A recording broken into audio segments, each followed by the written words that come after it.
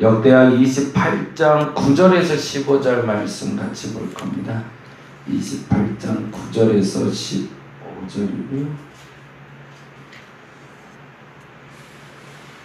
8절부터 보는 게 좋겠군요. 8절부터 15절까지 같이 한 목소리를 보겠습니다. 8절부터 15절. 네. 같이 읽겠습니다. 이스라엘 자손이 그들의 형제 중에서 그들의 아내와 자녀를 합하여 20만 명을 사로잡고 그들의 재물을 많이 노력하여 사마리아로 가져가니 그곳에 여호와의 선지자가 있는데 이름은 오데시라. 그가 사마리아로 돌아오는 군대를 영접하고 그들에게 이르되 너희 조상의 하나님 여호와께서 유다에게 진노하셨으므로 너희 손에 넘기셨거늘 너희의 노기가 충천하여 살육하고 또 너희가 또 유다와 예루살렘 백성들을 압제하여 노예로 삼고자 하는구나. 그러나 너희는 너희 하나님 여호와께 범죄함이 없느냐? 그런즉 너희는 내 말을 듣고 너희의 형제들 중에서 사로잡아온 포로를 놓아 돌아가게 하라. 여호와의 진노가 너희에게 임박하였느니라 한지라. 에브라임 자손의 우두머리 몇 사람 곧 요하난의 아들 아사랴와 무실레못의 아들 베레가와 살룸의 아들 여히스기야와 히들레의 아들 아마샤가 일어나서 전장에서 돌아오는 자들을 막으며 그들에게 이르되 너희는 이 포로를 이리로 끌어들이지 못하리라. 너희가 행하는 일이 우리를 여호와께 허물이 있게 하매니 우리의 죄와 허물을 더하게 하미로다. 우리의 허물이 이미 커서 진노하심이 이스라엘에게 임박하였느니라 하매 이에 무기를 가진 사람들이 포로와 모력한 물건을 방백들과 온 회중 앞에 둔지라. 이 위에 이름이 기록된 자들이 일어나서 포로를 맞고 노력하여 온 것 중에서 옷을 가져다가 벗은 자들에게 입히며 신을 신기며 먹이고 마시게 하며 기름을 바르고 그 약한 자들을 모두 나귀에 태워데리고 종려나무성 여리고에 이르러 그의 형제에게 돌려준 후에 사마리아로 돌아갔더라. 아멘. 아멘. 오늘은 그 유다의 10대, 11대, 12대 왕에 대한 이야기를 하려고 하는데요. 26장은 우시야, 그리고 27장은 요담, 28장은 아하스에 대해서 이야기합니다. 우시야는 이스라엘 사람들이 말하는 유다의 성군 중에 한 번으로 알려집니다. 16살에 왕이 됐다가 52년을 치래요. 여호사밧, 우시야, 요시야, 그렇게 세 분이 성군으로, 이게 다윗 이후의 성군으로 불리던 분들인데 그 중에 우시야가 가장 최장수, 52년을 다스리면 반백년이잖아요. 어마어마한. 근데 이분에 대한 기록이 아주 재미난 기록이 남아 있어요. 이게 15절인데요. 26장 15절 한번 볼까요? 26장 15절 같이 한번 읽어보겠습니다. 또 예루살렘에서 재주 있는 사람들에게 무기를 고안하게 하여 망대와 성곽 위에 두어 화살과 큰 돌을 쏘고 던지게 하였으니 이는 그의 이름이 멀리 퍼짐은 기이한 도우심을 얻어 강성하여 짐이었더라. 거기에 기이한 도우심이라고 동그라미 켜놓을게요. 우시야가 16세의 왕이 되고 52년간 다스리며 하나님 앞에 정직하게 행해서 형통하게 되었다가 2절, 3절, 4절, 5절인데 거기에 특별히 15절에 기이한 도우심이 있었다고 기록이 되고 있어요. 아마도 우리 정조 때부터 나타나는 현상처럼 특별한 기술력이 그때 나왔던 것 같아요. 뭐 우리나라 불가사의 정도로 어떻게 저런 걸 만들었지? 어떻게 저런 기계가 있지? 그래서 그런 발달된 어떤 그 기술이 그때 당시에 우시아 때 나타났던 것 같습니다. 그래서 사람들이 보기엔 저거는 사람의 지혜가 아니라는 거죠. 도저히 사람의 지혜로 저렇게 할 수 없구나. 그래서 그 군사력을 강성하게 했던 것이 바로 이 우시아 왕이었습니다. 근데 문제는 사람이 어제도 말씀드렸지만 좀 잘 나갈 때가 문제예요. 그렇죠? 좀 잘 될 때 하나님을 더 잘 섬기고 더 겸비해져야 되는데 다윗은 그런 사람이었거든요. 다윗은 자기가 잘 되면 잘 될수록 자기를 낮추고 하나님을 높이는 사람이었는데 이 우시아도 자기가 조금 좀 그리고 사람들이 야 어떻게 저런 걸 만들었어? 야 대단하다. 그 말에 교만해지기 시작합니다. 그래서 제사장들만 들어갈 수 있는 그 성소 안으로 들어가려고 애를 써요. 그러다가 범하지 못할 곳을 범함으로 말미암아 그 몸에 문둥병이 생깁니다. 그래서 그 죽기까지 결국에는 약 8년 정도를 왕으로 있으면서 왕으로 치리를 못하고 세상을 떠나게 돼요. 안타까운 일이죠. 그 성군이었는데 마지막에 그 욕심만 내지 않았더라도 그가 하나님의 성군으로 영원히 기억될 수 있었는데 그 하나님의 성소를 범함으로 말미암아 안타깝게 문둥병이 걸려 마지막 말년을 맞이하는 게 바로 우시아 왕입니다. 그래서 그 8년의 기간 동안 그가 치리를 못하고 앞에 나가지 못하자 그때 세웠던 게 요담이라는 왕이에요. 그 왕이 27장 1절에 나오고 있습니다.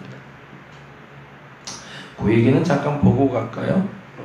18절, 26장 18절 16절부터 26장 16절부터 그가 강성하여짐에 거기에 동그라미를 줄게요. 강성하여짐에 그리고 그의 마음이 교만하여 이 두 가지 하나님의 부욕케 하심으로 말미암아 교만이 들어오지 않도록 여러분 막으시기 바랍니다. 네.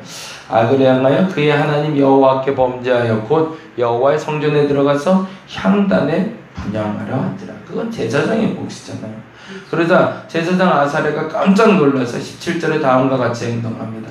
제사장 아사랴가 여호와의 용맹한 제사장 80명을 데리고 그의 뒤를 따라 들어가서 18절 우시아 왕 곁에 서서 그에게 이르되 우시아여 여호와께 분향하는 일은 왕이 할 바가 아니요 오직 분향하기 위하여 구별함을 받은 아론의 자손 제사장들이 할 바니 성소에서 나가소서.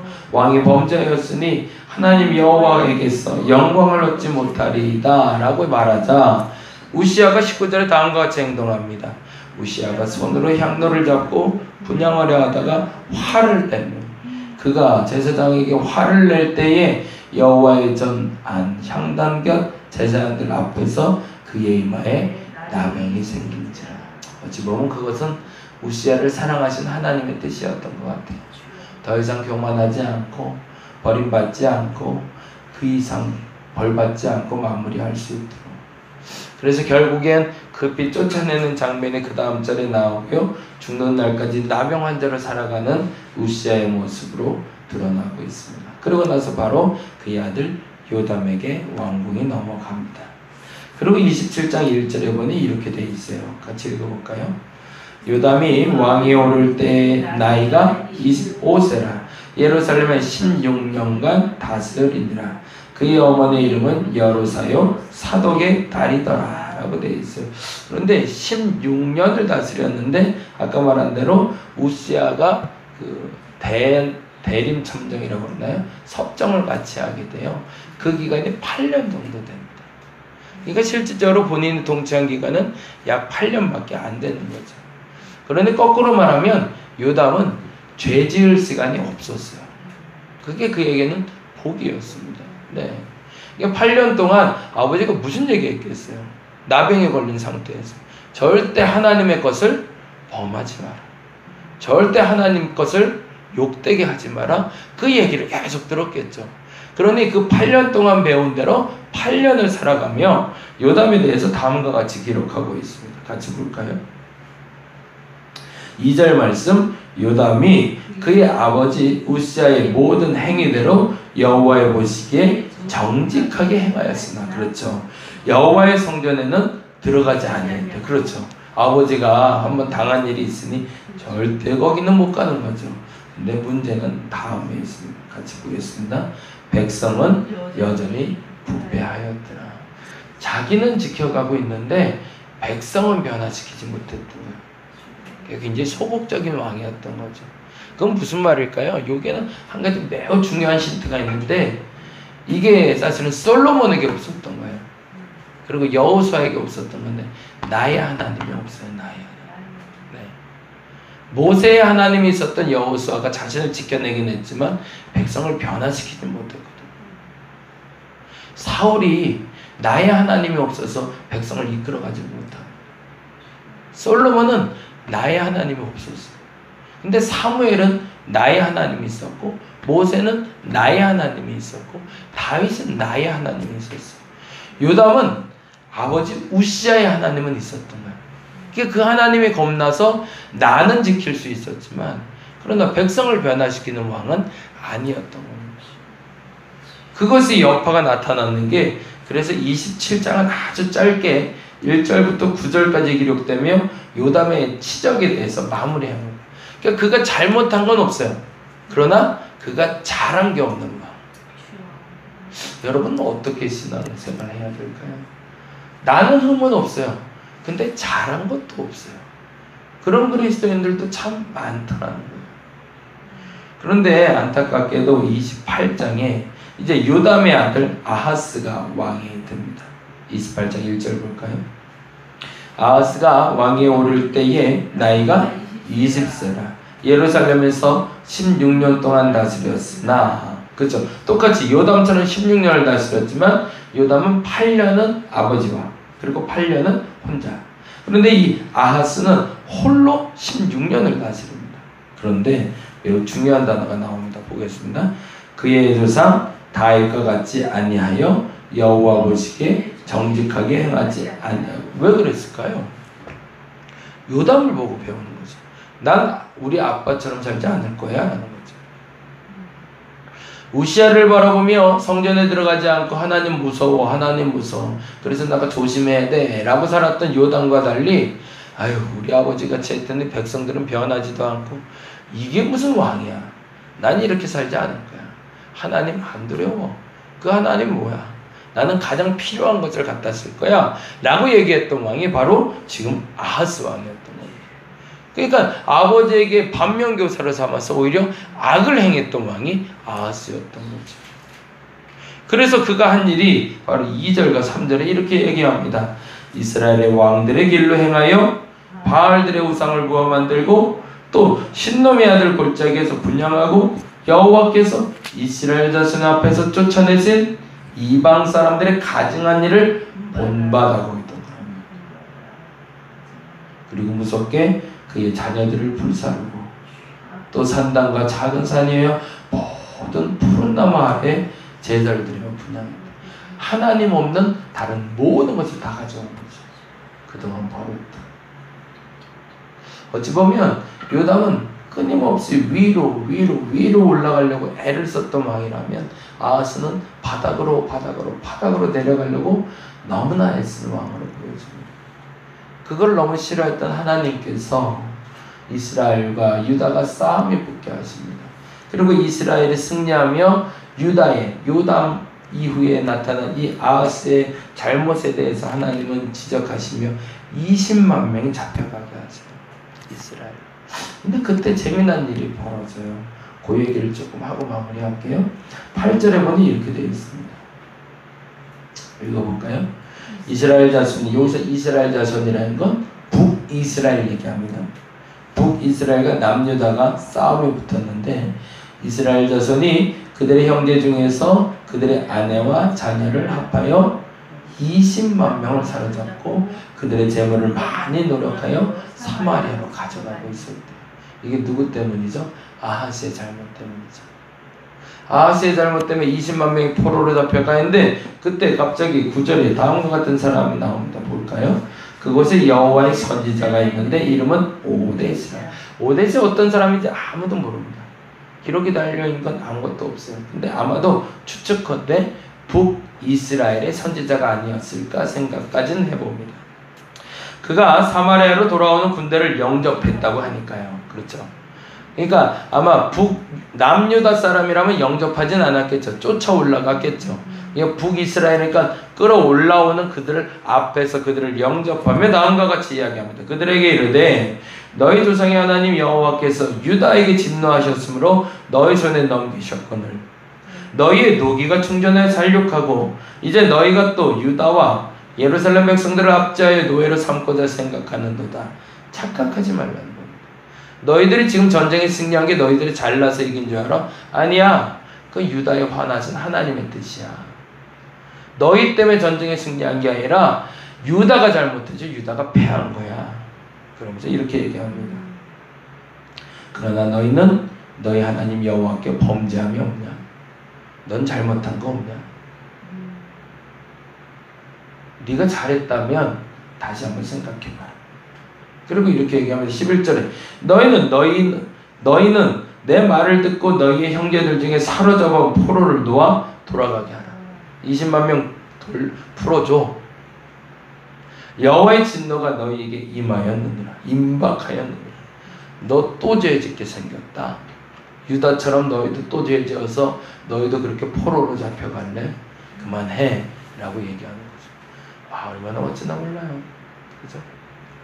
한 명이 나와서 20만을 데리고 오는 군대 앞에서. 그러자 그 다음에 재미난 얘기가 벌어집니다. 12절에 에브라임 자손의 우두머리 몇 사람, 여기서 5명의 그 우두머리가 나오고요. 그리고 그들이 13절에 다음과 같이 이야기합니다. 그들에게 이르되 너희는 이 포로를 이리로 끌어들이지 못하리라. 누가 얘기하는 거냐면 그 이스라엘의 군대 지도자들이 얘기하는 겁니다. 이 선지자의 말을 듣고 깨달은 거예요. 아, 얼마나 멋있어요. 선지자가 한마디를 하자 그 말이 뭔지를 알아들은 이스라엘의 군대 장관들이 이렇게 얘기하는 겁니다. 너희는 이 포로를 이리로 끌어들이지 못하리라. 아, 이거 우리가 데려갈 게 아니다. 20만 명 데려갈 거 아니네.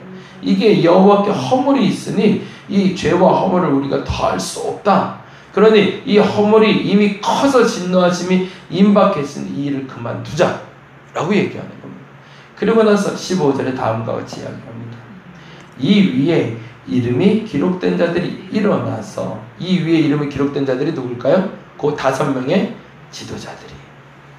그리고서 이렇게 이야기합니다. 포로를 다시 맞아들입니다.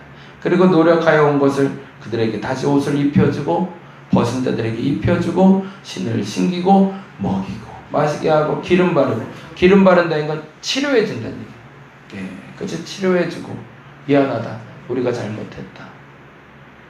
그리고 그 약한 자들을 모두 나귀에 태워 데리고 종려나무 성 여리고에 이르러 그의 형제들에게 돌려준 후에 사마리아로 돌아갔다.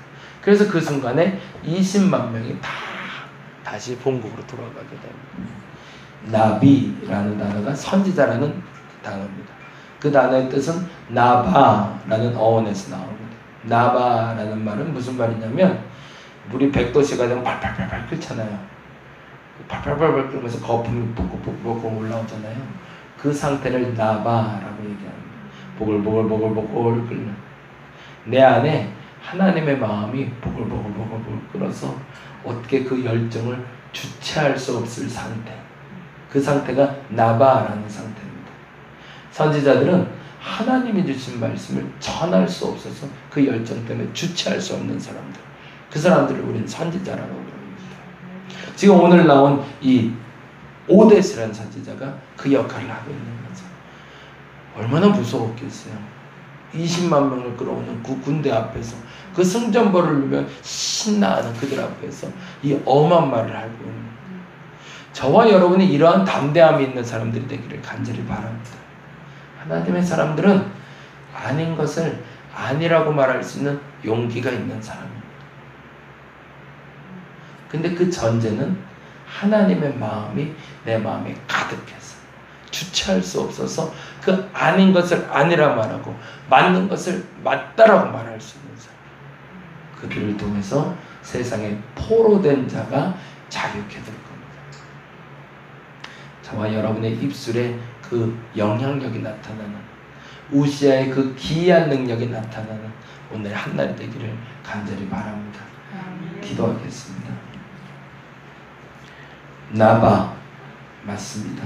내 마음에 여호와에 대한 열정이, 하나님에 대한 마음이 들끓어서 참을 수가 없어서 그 말을 선포하는 사람들, 그들이 저들이 되게 하여 주옵소서. 그 선포가 포로된 자에게 자유를 허락합니다.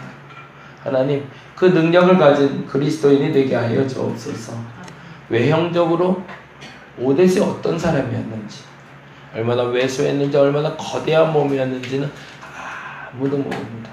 그의 능력은 그의 외형에서 나타나는 것도, 그의 스펙에서 나타나는 것도 아니라 오직 하나님에 대한 열정 가득한 그 정성과 그 마음에서 드러난 것이었음을 우리가 기억하게 하여 주옵소서. 우리의 능력은 여호와로 말미암습니다. 우리의 능력은 오직 여호와로부터 시작됩니다. 그리고 그 능력이 포로들을 자유케 합니다. 그 믿음을 가진 믿음의 선포자가 오늘 한날 되게 하여 주시옵소서. 감사합니다. 고마우신 예수님 이름으로 기도드렸습니다. 다 같이 기도하고 돌아가겠습니다.